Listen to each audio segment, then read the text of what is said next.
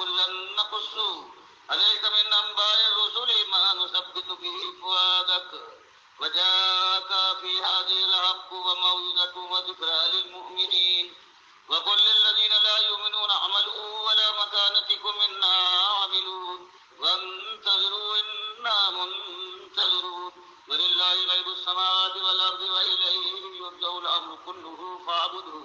وتوكل عليه وما ربك بغافل عما تعملون.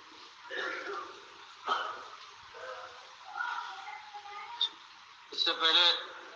8 رکوع میں ایک بات آئی ہے نبی صلی اللہ علیہ وسلم سے شروع ہوئی اور سورہ اور حضرت شعیب تک کی دعوت آپ کے سامنے آئی ہے. ایک ہی دعوت ہے جو یہ کہتے تھے مخالفین اور منکرین کی یہ عجیب نئی بات ہے, ہم نے کبھی اس دعوت کو کبھی اس طرح سے سنا نہیں, یہ پکار نئی پکار ہے. ان کو بتایا گیا نہیں, یہ پکار ہمیشہ سے یہی رہی ہے. جب کبھی سب سے بڑے جرم نے جو شرک کی شکل میں جب کبھی کروٹ لی ہے تو پروردگار عالم نے اس قوم کے اندر اپنا نبی اپنا فرشتہ بھیجا ہے. اس نے آ کر ایک ہی آواز لگائی ہے کہ یا قومی عبد اللہ ما لکم من الہ غیرہ, کہ میری قوم تمہاری اصلی بیماری کی جڑ ہے وہی شرک ہے. تم نے غیر اللہ کو مشکل کشا اور دستگیر اور داتا اور غوث بندہ پرور بنا لیا ہے, یہی سب سے بڑی بیماری ہے, یہی تم کو برباد کرتے رہے. فرمایا نبی صلی اللہ علیہ وسلم نے جو آج آواز لگائی ہے بالکل یہی آواز پہلی مشرک قوم میں شروع ہوئی ہے, اور اس کے اندر بھی اللہ کے نبی حضرت نوح علیہ السلام نے یہی ایک آواز اٹھائی ہے. وہ مسلمان قوم تھی, بگڑ گئی تھی, اس سے پہلے اس کے اندر 5 اولیاء تھے. حضرت آدم سے اس وقت تک وہ پھیلی ہوئی خالص مسلمان قوم تھی. جب وہ مشرک بن گئے ہیں اور ان کے اندر یہ روگ لگا ہے تو سب سے پہلے پروردگار نے دکھایا ہے سب سے پہلے جو نبی آیا ہے وہ ہم نے جو مشرک قوم میں آیا ہے وہ نوح علیہ السلام تھے. ان کی قوم اس سے پہلے 5 اولیاء اللہ سے واقف تھی, موحدین سے, ان کو پوجنے لگی تھی, ان کے پنجتن پاک تھے. اس طرح سے ہر وہ مسلمان قوم تھی جو بگڑتی بگڑتی اس حد تک پہنچی تھی. اس کے بعد ہم نے ان کا 950 سال کے بعد ہم نے ان کا غرقت کر مارا ہے. سارے کفار سارے مشکل مار ڈالے گئے, غرقت کیے گئے, یہاں تک کہ حضرت نوح کا بیٹا بھی ان کی آنکھوں کے سامنے غرق کر دیا گیا اور وہ کچھ نہ کر پائے. مالک سے جب سفارش کی ہے تو پروردگار کے غصے اور غضب کا شکار بنے ہیں, انہوں نے توبہ کی ہے اور بات پوری اتر گئی ہے. کوئی بچانے والا تمہارا, اگر تم انبیاء کی اولاد ہو تو انبیاء نبی کے سامنے تو ان کا بیٹا جا کر ڈوب جاتا ہے. مشرک ہے, شرک کے بیماری کا کوئی علاج نہیں ہے اگر خود کوئی علاج کروانا اپنا نہ چاہے. پھر بتایا اس کے بعد جو یہ مسلمان مومن بچے تھے نقل مکانی کرنے کے بعد جو ان کا حصہ پہنچا ہے یمن کے شمال میں, وہ آقاف کے مقام پر, وہاں جانے کے بعد یہ بنا ہے قوم ہود بنا ہے اور اس کے اندر بھی وہی ایک دعوت اٹھی ہے, وہی ایک شرک کی بیماری اس مسلمان قوم کے اندر پیدا ہوئی ہے جو خالص مومنوں سے مرکب ہوئی تھی شروع میں. اور اس کے بعد پھر جب ایک زمانہ گزرا ہے تو مالک نے دیکھا ہے وہی ایک آواز اٹھی, وہی آنے والے نے کہا یا قوم استغفروا ربکم ثم توبوا الیہ, یہ میری قوم اللہ سے معافی مانگنے کے بعد پروردگار کی طرف پلٹ ہے. اور یہ نہ سمجھ کہ اللہ کو ایک مان لینے کے بعد پھر یہ ساری دنیا کی شوکت اور یہ طاقت جو آج سے دنیا میں حاصل ہے یہ ہاتھ سے نکل جائے گی. فرمایا نہیں, بلکہ یہ ہوگا اس کے بعد یرسل السماء علیکم مدرارا, کہ جو تیرے پاس آج ہے مالک رحمتوں کا دھارا بہا دے گا آسمانوں سے. وَيَزِدْكُمْ قُوَّةً إِلَىٰ قُوَّتِكُمْ, اور جو آج تم دنیا کی سب سے بڑی طاقت ہو اس طاقت میں اور اضافہ فرمائے گا. وَأَخْتَوْلَوْ مُجْرِمِينَ, دیکھنا کہ میری بات کو رد کر کے کہیں مشرک نہ بن جانا اور مشرک نہ بنے رہنا. یہی ایک دعوت تھی کہ یا قومی عبد اللہ ما لکم من الہ غیرہ. فرمایا دیکھو تم کہتے ہو ہم نے سنا نہیں, تمہارے عرب کی ہے. آج تم اس چیز کو کہتے ہو عادی, عادیہ وہ تمہاری چیز ہے کہ جو نایاب ہو گئی ہے کسی زمانے میں تھی اور وہ اب غائب ہے, جس کو آثار قدیمہ سے کہتے ہو. وہی قومیں آج تھی تمہارے اپنے ملک میں احقاف کے مقام پر, یہ یمن کے شمال حجاز کے جنوب میں اخری بستی تھی, اتنی طاقتور قوم تھی. اللہ لم یخلق مثلها فی البلاد, کائنات میں ایسی طاقتور قوم بنائی نہیں گئی. ہم نے کیسے مارا ہے آج کے مشرکوں اور خاص طور سے قریش مکہ کے سرداروں.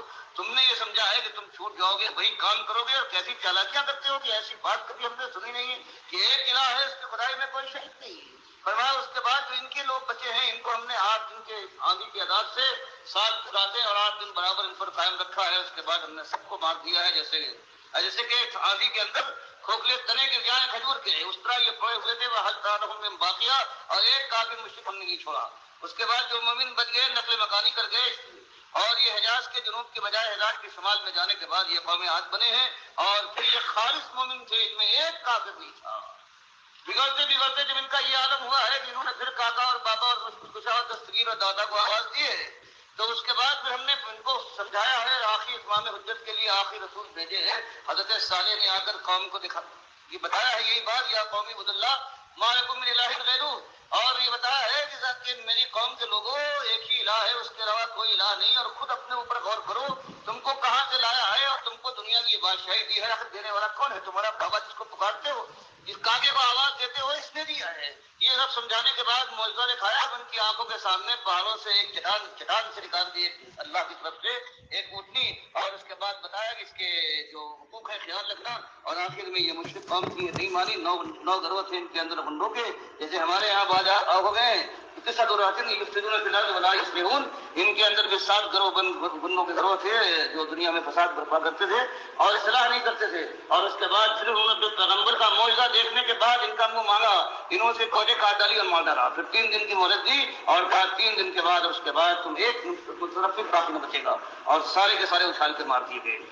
اس کے بعد مالک نے فرمایا دیکھو اس کے بعد کیا ہوا ہے، ابھی قریب کا زمانہ ہے بنو اسرائیل کا، حضرت موسیٰ سے ذرا پہلے یہ قوم شعیب مدین میں گزری ہے، اس کے ساتھ بھی یہی وہی توحید کی دعوت حضرت شعیب نے دی، اور جو ان کی بڑی بڑی بیماریاں تھی وہ بھی بتائی کہ تم نابتول میں کمی کرتے ہو، تاجر لوگ ہو، بڑے بے ایمان ہو گئے ہو، بچو اللہ سے ڈرو، اور اس کے بعد جب یہ نہیں مانے ہیں تو ان کے اوپر بھی پروردگار نے ایسی لعنت بھیجی ہے، چیخ کی آواز آئی ہے اور سارے کے سارے مر گئے۔ اس سے پہلے بتا چکا تھا کہ حضرت ابراہیم کو خوشخبری دی ہے فرشتوں نے، اور حضرت لوط کو جب وہ خوفزدہ ہو گئے تو کہا پرواہ نہ کیجیے، بس صبح ہونے والی ہے، توبہ ہونے دیجیے، پھر اللہ تعالیٰ بھی آپ کی اس بستی کو آگے گھیر لے گا، اور مالک نے فرمایا کہ وما وجدنا فیہا غیر بیت من المسلمین، پوری لوط کی پوری تعلیم کے بعد ایک گھر کے علاوہ جو ان کا اپنا گھر تھا، اپنی بیوی کو چھوڑ کر ایک بھی شخص بھی مسلمان ایمان نہیں لایا ہے ایک نبی کے اوپر سوائے اپنے گھرانے کے، اس میں بھی ایمان نہیں لائی۔ آخر میں پروردگار نے اس خاص اہتمام کے ساتھ مارا ہے، ان کی بستیوں کو رکھ دیا ہے، اور یہ غیر فطری کام کرنے والے اور ایسے یہ آواز ہے ڈاکٹر مصعب الدین عثمانی رحمۃ اللہ علیہ کی، جو اس گزشتہ صدی کے آخر میں یہ دعوت اٹھی ہے توحید کی، اللہ کے بندو، اللہ کی رحمت اور شفقت کی وجہ سے اس مشرک قوم کے اندر، اس آخری مشرک قوم کے اندر جو 5 تن پاک کی پجاری ہے، پہلی مشرک قوم 5 تن کو پوجنے والی، اور آخری مشرک قوم یہ بھی 5 تن پاک کی پجاری۔ ڈاکٹر صاحب رحمۃ اللہ علیہ قرآن سے ثابت کر رہے ہیں، دیکھو ہر دور میں ایسے ہوا ہے کہ ایک قوم جب بگڑ جاتی ہے، مسلمان بگڑ جاتے ہیں، ان کے اندر شرک آتا ہے، تب توحید کی دعوت اٹھتی ہے۔ تو اب یہ آخری قوم ہے، یہ بگڑ گئی ہے، یہ بگڑے ہوئے مسلمان ہیں، فرقوں میں بٹ گئے ہیں، کوئی بریلوی ہے، کوئی دیوبندی ہے، کوئی اہل حدیث ہے، کوئی شافعی ہے آج کا، یا حنبلی ہے، مالکی ہے، حنفی ہے، یہ سارے کے سارے مسلک ہیں، ان کے اندر عقیدے کی خرابی ہے، اور کوئی ملک اور کوئی جماعت ایسی نہیں ہے جس کے عقیدے کے اندر خرابی نہ ہو۔ پھر طاغوت کا کفر کیا گیا، جنہوں نے شرک اور کفر پھیلایا تھا، چاہے صوفیوں نے، چاہے اعلیٰ حضرت نے، یا جتنے بھی یہ گزرے ہیں، شاہ ولی اللہ کا خاندان ہو، محی الدین چشتی، یہ سارے صوفی بڑے بڑے، عبد القادر جیلانی، مجدد الفسانی، ان کا سارا پوسٹ مارٹم کیا گیا، ان کی کتابوں کے حوالے سے ان کا کفر و شرک بالکل لایا گیا، اور کہا گیا یہ ہیں امت مسلمہ کو برباد کرنے والے اثر۔ آج جو یہ مسلمان قبر پرستی کے اندر مبتلا ہو گئے ہیں، جو خالص بت پرستی ہے، جب تک اس کا رد نہیں کیا جائے گا، اس کی ہوا نہیں اکھیڑ دی جائے گی، کوئی خیر اس امت کے اندر نہیں آ سکتی۔ بہرحال ڈاکٹر صاحب اپنا کام پورا کر کے، اللہ نے ان کو جو توفیق دی، دسمبر 1986 میں فوت ہو گئے،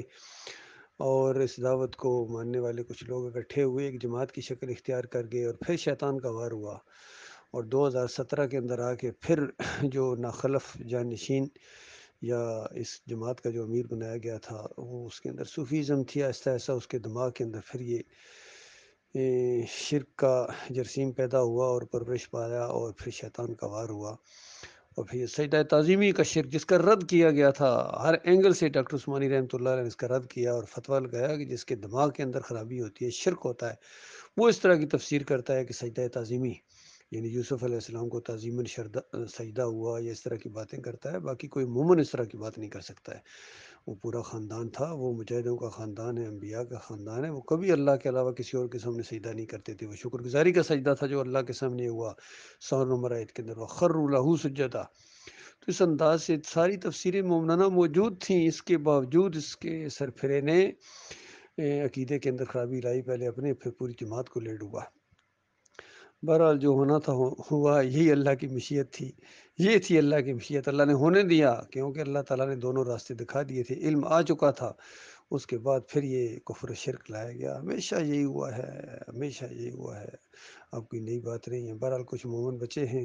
اسی توحید کی دعوت کو اللہ کے بندوں اٹھاؤ، اسی میں خیر ہے، اس کے علاوہ کوئی خیر، سب دروازے بند ہیں، صرف ایک دروازہ ہے جس میں روشنی کی کرن آ رہی ہے، وہ ایمان خالص کی توحید کی دعوت جب تک نہیں اٹھے گی گلی کوچوں کے اندر، اور شرک کا رد ہوگا، بالکل طاغوت کی نشاندہی ہوگی، اور اس طاغوت کو بھی ان طاغوتوں کے اندر شامل، ایک اور طاغوت کا اضافہ ہو گیا، باقی یہ چھوٹے چھوٹے اس کے پچونگڑے ہیں جو مولوی بیٹھے ہوئے تھے، لیکن اصل مجرم یہ خود ہے، محمد حنیف، جس نے ایمان اور عقیدے کے اندر خرابی لا کے جماعت کو پھر پٹری سے اتار دیا۔ بہرحال اپنی اپنی قسمت کی بات ہے، اپنے اپنے نصیب کی بات ہے، ہم تو اسی پر قائم ہیں، اسی دعوت کے اوپر جو ڈاکٹر عثمانی رحمۃ اللہ علیہ نے جس انداز سے اٹھائی ہے، بالکل یہ حق ہے، ہم نے اسی کو اختیار کیا تھا۔ محمد حنیف کو ہمیں معلوم ہی نہیں تھا یہ کس آدمی کا نام ہے، جب ہم نے یہ دعوت اختیار کی اور ہم نے گلی کوچوں کے اندر، بازاروں کے اندر دعوت دینا شروع کر دی تھی۔ محمد حنیف سے تو بہت بعد میں ملاقات ہوئی تھی۔ یہ بات ہے، اللہ کے بندو، اللہ کے دین کو لے کر اٹھو، چند دنوں کا یہ معاملہ ہے، آخرت کی بازی کھیلو اور اس دعوت کو لے کر اٹھو، حالات کچھ ہوں، بہار ہو یا خزاں، لا الہ الا اللہ، جو بھی دور ہو، جمہوری دور ہو یا یہ ماشاء اللہ کا دور ہو، جو بھی ہو، توحید کی دعوت اٹھے گی، اسی کے اندر خیر ہے، سب کو ایمان کی دعوت دو، اسی پر پرکھو، جو اس ایمان عقیدے کی بات کو مانتا ہے، توحید کو مانتا ہے، وہ اللہ کے ہاں مقام پائے گا، اور جو اس کا دشمن ہے وہ ہمارا دشمن ہے، ہمارے نزدیک اس کی کوئی اہمیت نہیں ہے، وہ دنیا کے سروں کا تاج ہو سکتا ہے لیکن اللہ کی بارگاہ سے راندہ ہے۔ اللہ تعالیٰ غور و فکر کرنے اور ایمان خالص کے اوپر جم جانے کی توفیق عطا فرمائے۔